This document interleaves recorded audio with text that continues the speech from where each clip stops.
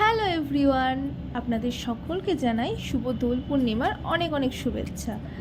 আজ অনেক সকাল সকাল ঘুম থেকে উঠে ছাদে গিয়েছিলাম।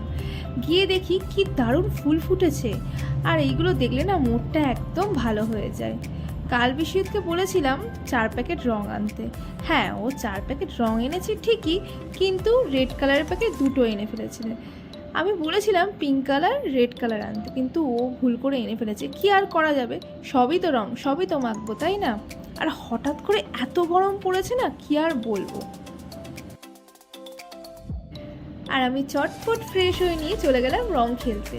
আজকে দোল পূর্ণিমা, একটু না রং খেললে হয় বলুন? আর আজ না আমি যাব ওই বাড়িতে, তাই তাড়াতাড়ি স্নান টান করে খাওয়া দাওয়া করে বেরিয়ে পড়লাম। আর মজার বিষয় কি বলুন তো, আমার দুই বাড়ির ডিস্টেন্স হচ্ছে মাত্র 15 মিনিটের। আর অনেক দিন পর ওইদিকে যাচ্ছি, দেখলাম বাসন্তী পুজোর প্রচুর প্যান্ডেল করেছে, আর প্যান্ডেলগুলো দেখলেই না মনের ভেতরটা একটা আলাদা শান্তি লাগে।